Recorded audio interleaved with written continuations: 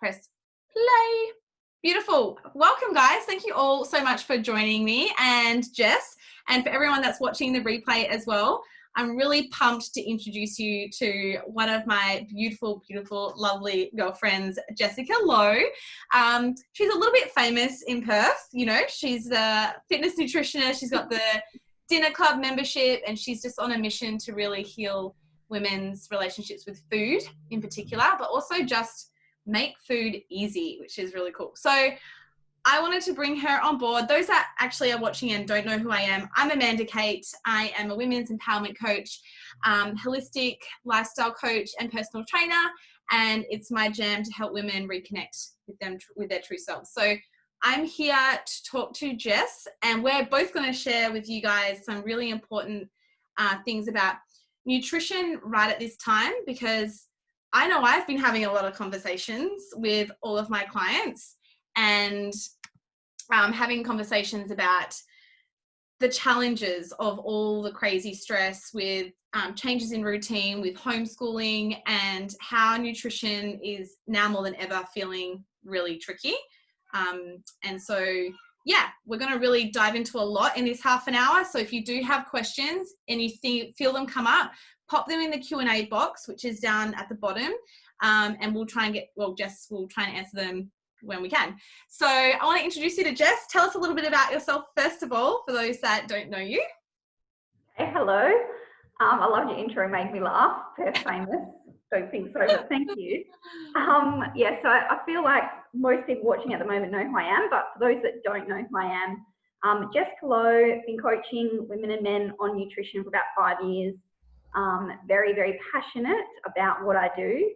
Love changing lives, and just I think the more I do what I do, going on the journey and seeing what people can achieve by changing their bodies at a cellular level by nourishing with real food is just incredible. And then obviously with the cooking side, I just think it's such an easy thing to do. So I just want to share that with the world. So qualification wise, diploma of nutrition, also being a PT. So I call myself a fitness nutritionist. Yeah, just recently done NLP for a bit more help with the mindset side of things. But I think the mindset side of things is absolutely different for everyone, as Amanda would totally know, being a women's empowerment coach. And it does come down to our limiting beliefs. So today I'm going to talk a little bit more about the science side of things. Also things like what happens to our bodies when we're stressed, because it's obviously such a stressful time for everyone. And why it's so important to make sure that we're putting our bodies on defense from stress at the moment, because that's one thing that's going to affect our immune system. So if we did come in contact with coronavirus, we're more likely to pick it up, and we're more likely to have worse symptoms from catching it as well. So that's really important. And then also the side of things is like, obviously most people that work with you and also with myself, Amanda's just gone blank, so I'm not sure if this is still working, but I'm just going to keep talking. Sorry, Madeline just ran in here and I was like, get out. Where was I? Yeah, so most of the clients that I've been working with, and I'm sure Amanda's exactly the same, we're all people that love to be fit and healthy. That's exactly why they're working with us. So they're on this journey of bettering themselves and bettering their body composition, and then their routine and their lives are turned upside down. So now they're not getting their weekly training in. They're not, meal prepping like they would normally and going to work, and then being distracted with work and having their set mealtime breaks. So they're going to the cupboard or the pantry with boredom or emotions and stress, and all of those extra calories are adding up, or potentially they're eating things that they wouldn't normally eat. That's obviously going to play havoc with the body. So that's the kind of stuff, yeah, that I really wanted to cover off today. And just some general tips and stuff as well on how you could potentially change your nutrition in these times to get better results for yourself. Mm-hmm. And at the same time as well is not be too hard on yourself, because what a shitty time. Oh my God, what a shitty time.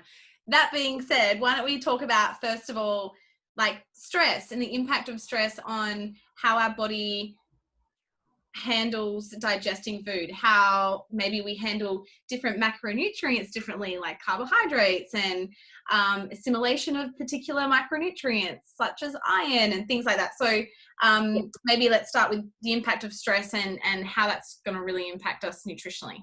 Yeah, okay. So stress is probably the worst thing when it comes to health because it absolutely impacts everything. So first I'll talk about central nervous system, then we'll go into a little bit about gut health, and then we'll talk about how the macronutrients and the micronutrients do break down differently when we're under stress. So obviously when we are under stress, our central nervous system goes into a state of alarm. So it basically goes into a state of protecting the body. So what that means for nutrition and our cells is we go into a state of let's hold on to fat and protect ourselves through any situation that we're going to go through. What that also does is also makes the body get really inflamed. So we get lots of inflammation. So our body loses the ability to break down carbohydrates, and it literally just sends them to the cells for fuel for later, which obviously turns into fat. It affects our triglycerides and really, really starts to affect insulin resistance, which as we know causes weight gain. But the hard thing at the moment with this happening is that actually causes so much inflammation in the body, which affects our pathways, which when you actually contract coronavirus, if you look at the studies, all the people that have high inflammation within the body or inflammation diseases such as type 2 diabetes, they're actually the ones that are suffering from the disease and also unfortunately dying from it. So yes, it's important if we think of the body composition side of things for keeping healthy that way, but it's also extremely important in keeping us healthy to have a strong immune for these times as well. So it's kind of a double hander at the moment. It's really important to make sure that we're not overeating those carbs. And the other backhander of that as well is, as we know, when people emotionally eat, they always reach for the sugar and the carbs to suppress their emotions. So it's been clinically proven that carbohydrates set off dopamine in the brain and make people feel better. So in these times, everyone wants to eat more chocolate and more bread. So fitting for Easter. No more hot cross buns, no more chocolate. Oh my God, and the other thing is you see all these empty shelves in the shops and it's all the pasta, and I'm like, what are people doing? They're like in lockdown eating all the carbs all day. Yeah, I've had an abundance of pulse pasta. No one touches that. I'm like, I'm fine. I don't eat normal pasta. I know, it's crazy. So yeah, that's kind of number one. And then the other thing is, so I just touched a little bit on how our bodies change the way it breaks down carbohydrates when we're stressed. But what your body actually really needs at a time of stress and inflammation is absolutely healthy fats. Yeah. Our digestive system is affected, so our gut health is affected through stress.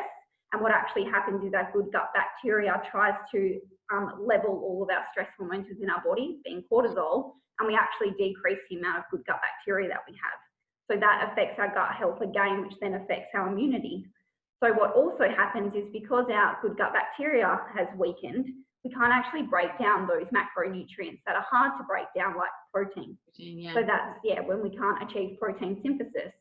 So for fitness and wanting to keep lean muscle, when I know most people, such as myself, we're working out without weights at the moment, being in protein synthesis has never been so important.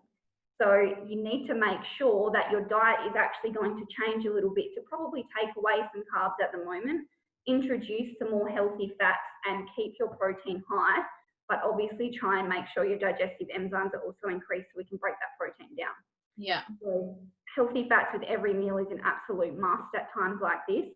And if we are going to make sure, if we are going to eat carbohydrates, we have to make sure the healthy fats is an element in that meal as well. So that's really important too. Definitely. Because I think a lot of my clients who have experienced this in the past, but, thankfully now they're equipped with all the knowledge, but, in times of stress as well, we kind of forget that because we're in that inflamed state, like eating carbohydrates potentially is going to kind of allow you to not handle gluten very well. So, you're going to create even more inflammation within your gut. So just like you said, looking after your gut lining, probiotics, prebiotics, and gut enzymes, like so important. So that being said, within this stressful time, are there particular either supplements or, like you said, increasing fats, monitoring carbs, and that sort of stuff? Is there anything that you would add in at a time like this?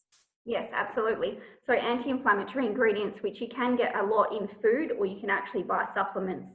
So curcumin, which comes in turmeric, which I talk about all the time in the dinner club. If you read the little grey part of my recipes, it's the most powerful anti-inflammatory ingredient in the world. It's an antioxidant that actually breaks down inflammation and opens up the pathways to release inflammation within the body. So that's something you can actually buy as a supplement. Never used it myself because I obviously get enough in food. Mm. Also, we need to eat lots of green vegetables and basically anything with lots of colour.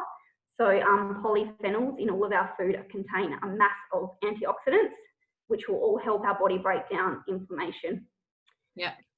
Also as well, which is a pretty obvious one, is keeping that fibre high in fruits and vegetables for our prebiotic fibre to keep that gut health really, really strong. And that's all just going to work together to keep the body less inflamed. Yeah. Beautiful. Those that are watching, if you do have a question right now about inflammation or carbs or stress, whatever, then make sure you're popping it in the chat or in the Q&A section. Now's the perfect time if there's anything like, oh, what about blah, blah, blah. Cool. I think that's epic. And I think understanding how stress really impacts the gut is so super important. Question, and I know that I've spoken to some of my clients about this, is I kind of also allow them to understand the fact that at times of stress, our appetite hormones aren't really working ideally. So can you elaborate a little bit on that? Yes, awesome. So leptin, which is our appetite controlling fat burning hormone, is always impacted with stress. And this is another thing as well, is that people that, you know, do eat enough protein and eat really well, and they come to me and they're like, I just can't get the results. It's because their body's so stressed. Yeah. So that's a couple of things, is they're so stressed, their leptin hormone is extremely weak, so their fat burning hormone isn't working, and their appetite isn't being controlled from that hormone. So that's when you basically eat a meal, you feel full, and then 10 or 15 minutes later, you want to eat another meal again. That means you've got leptin resistance, which is extremely common in people that live really stressful lives. Yeah. And when they're at work, they potentially actually don't notice it, because work is the cause of stress and it keeps them so busy, they don't think to eat until they get home later, when their ghrelin, their opposite hormone, takes over and they binge eat. But when we're stuck at home, like now, these people have leptin resistance in their system already. So these are the people that are like, all of a sudden don't have that much to do and are noticing that they just want to eat all of the time. Yeah. This question pop up. I'm the opposite at the moment, not feeling like eating at all. Yeah. Okay, and yeah, sorry, go Jess. No, that's another awesome one as well, because so stress is such a huge thing to make people not want to eat as well. I think people either go one or the other way. Yeah. And the problem with not eating, like the immediate thing is you obviously do get a lower immune system because you're not getting your micronutrition through the small intestine. So that's really important. But the main thing is you're actually slowing your metabolic rate down so much that you're going to get the issues later. And that's probably, the biggest thing that I see with all of my clients is not eating enough is so much more detrimental than those people that actually overeat. Yeah.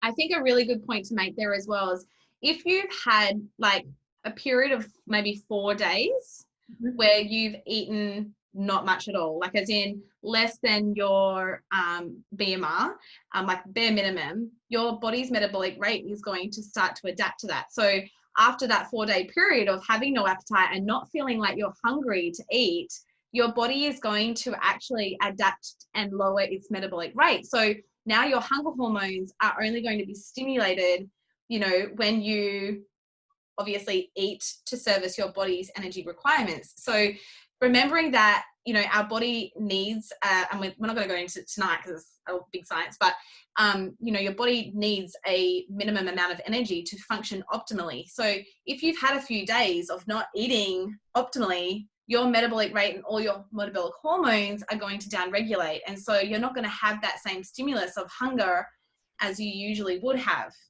Would you agree? Yeah.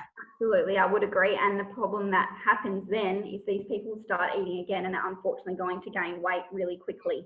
So you need to do a dieting approach. If you're someone that's just made those comments, Christine and Rachel, I think it was, if you've been doing this for quite a few days, you're going to need to slowly increase your nutrition, because if you do it all at once, you will actually bloat and get highly inflamed because you don't have those hormones there and your metabolic rate to break that food down. We have, Christine, we've talked about it so much. So my tip for you ladies that are struggling and don't feel like eating is to get liquid nutrition in, so you can actually get the calories and the nutrients into your diet. So the smoothies that, you know, I've given you lots of recipes in the past, but add more nutrition in there, lots of micronutrition. So spinach leaves, if you've got greens powder, that's fantastic at times like this. Yeah. You know, you can get a really nutritious smoothie if you add in even more things like some healthy almond butter, so those healthy fats. You can get it up to 700 calories in one glass. Christine, no, wine doesn't count as liquid nutrition. That's so funny. Yeah, look, that is such an important note to make, because people will impair their hunger hormones naturally. Some people, you know, they will feel hungrier at the end of the day because they are really, you know, getting into that leptin issue. But for those that have lost their appetite, it is really about having a deficit of energy. So you need to reverse diet. And Rachel and Christine, you guys are my coaching clients as well. You'll find that I think I did a massive video on reverse dieting and how to approach that. So just like Jess said, liquid nutrition is so simple and easy, and a lot easier to not wine.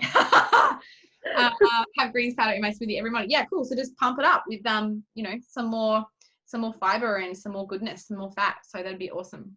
Yeah, and that's another point that just when you were talking reminded me to say is one thing we need to think of is when we're at work, we're really good at having breakfast, lunch and dinner. And if you're on a meal plan and you've had my advice before, most people would have 2 snacks as well. So if you're at home and you feel like I've been snacking all day, so I'm not going to have a meal because I've eaten too much, it's actually a lot worse to do that. Because if you're able to have a really good meal, whether it be a smoothie or whether it be a beautiful salad full of fiber and protein, you're actually going to feel really, really full. And that's going to increase those digestive enzymes so your gut health and your metabolism can stay in check. So my one thing is, even if you're not feeling hungry or you've snacked all day long, don't get caught up in the fact that you've snacked all day. Still eat your 3 meals and give your body what it needs.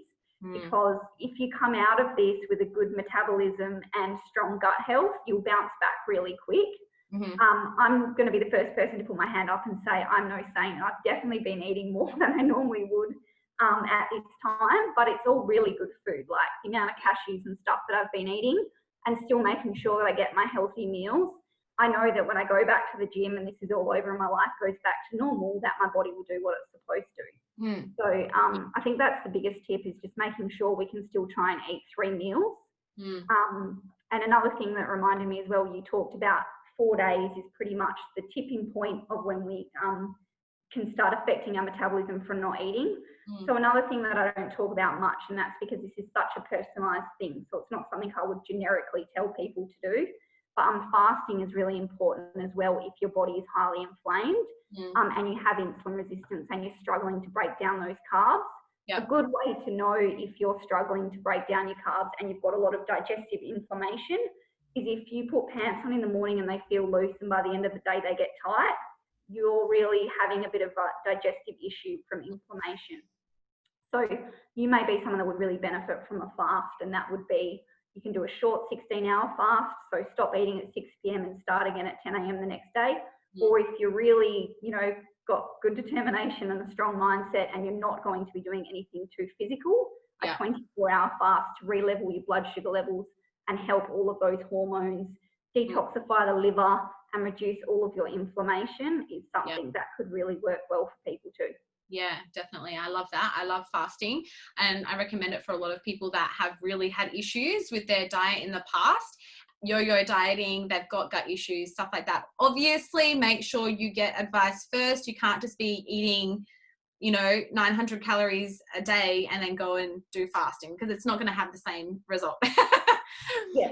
There's just been not so much a question, but Andrea has just commented that she finds this really interesting. Her stress at work's been through the roof, and she's the opposite. She's turning to food at high stress. I kind of want to answer this a little bit. It's not so much a question, but I think that it's really super important to make sure that you're not just nurturing yourself nutritionally when you're stressed, because our thoughts are king, right? Everything that goes on up here is going to impact us, our physiology. Everything that's going on internally for our body systems is going to be impacted by what's going on in here. So if you're super stressed at work, you've got a lot on your plate, you've got so much going on, then you have to go home and you're working around family and juggling all the things and wearing all the hats, you need to nurture yourself from a mental and emotional level as well. So really unpacking yourself at nighttime, maybe doing some journaling, maybe doing some meditation, some breath work,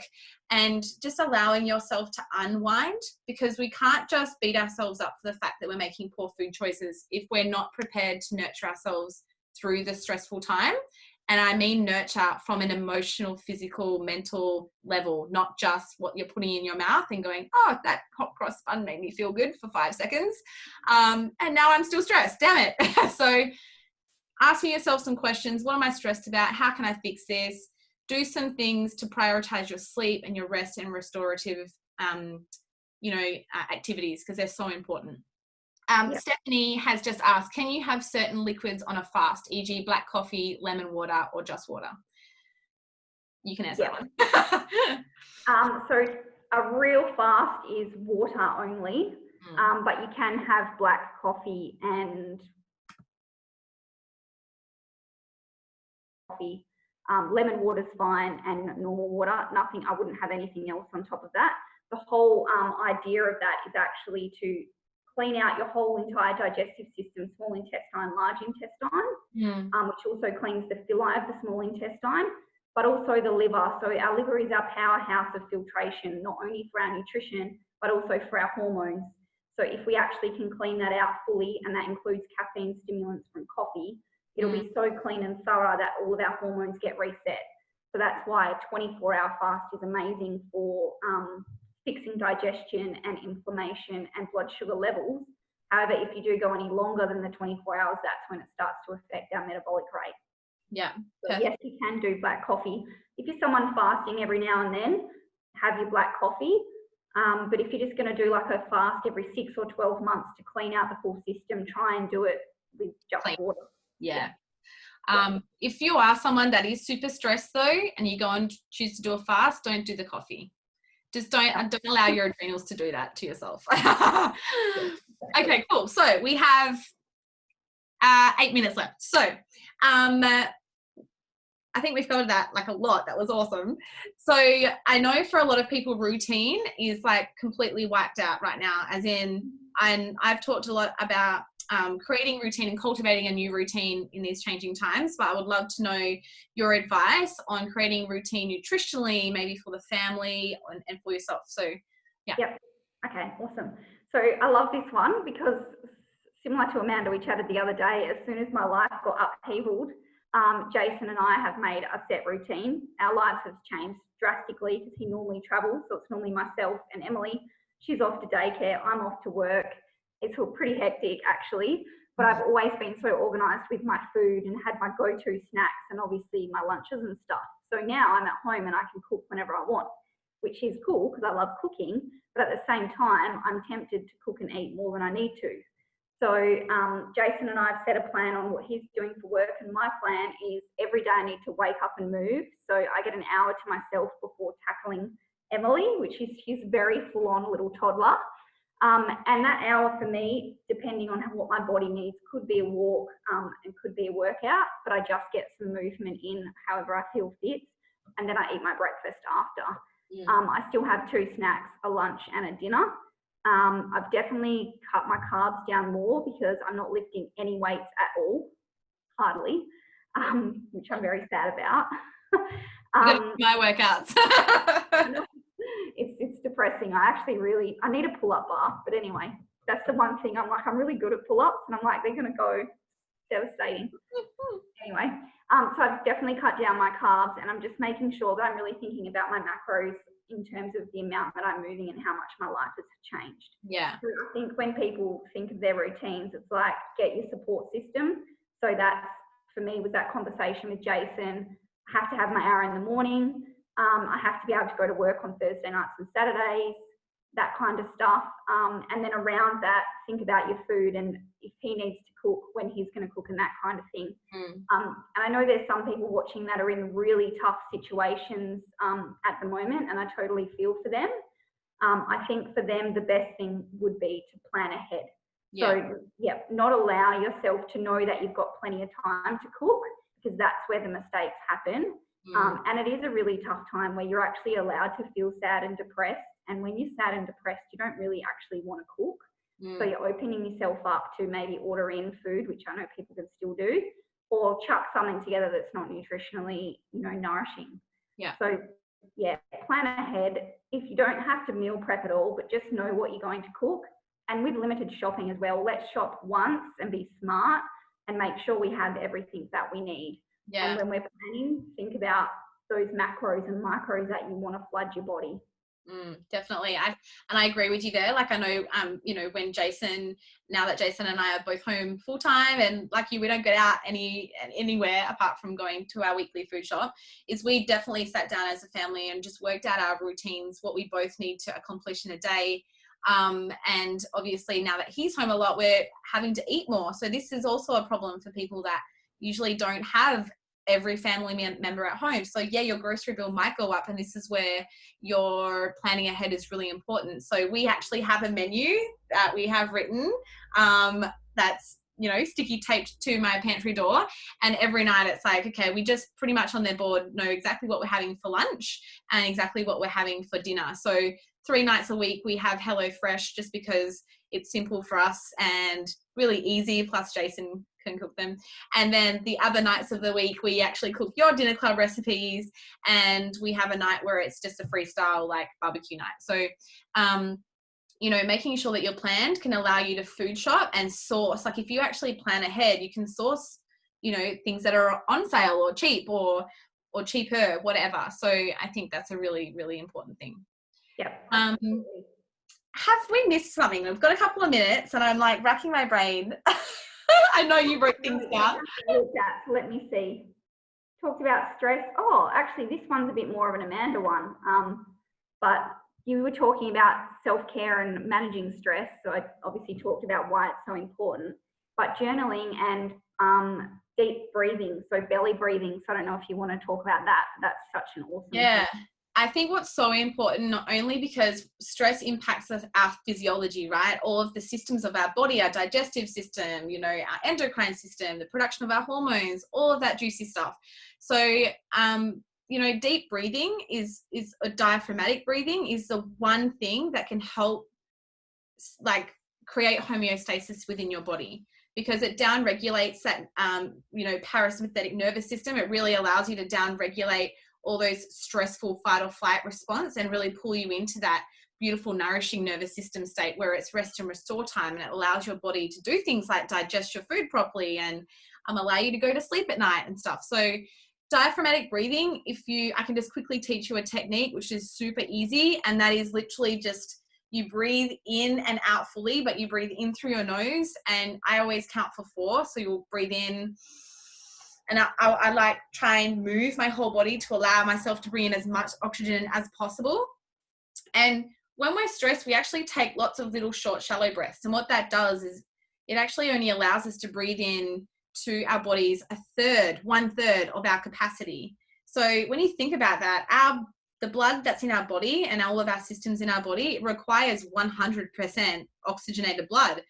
So when we're stressed, we're going to be deoxygenating our body. We're going to be deoxygenating our brain first and foremost. So if you're like fully making irrational decisions and like flying off the handle, whatever the word they're saying is, and you're really overreacting, or maybe you're making rash decisions, or maybe you're just really confused, that's because your brain isn't oxygenated. It's like half asleep because you haven't given it enough oxygen.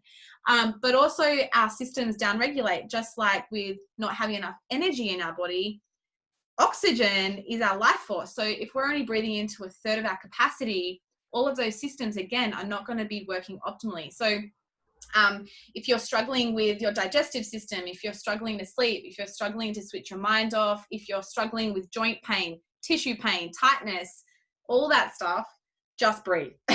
So sitting down, 4 counts, you're going to breathe in and allow your body to get as much oxygen as you can. So breathing in for 4.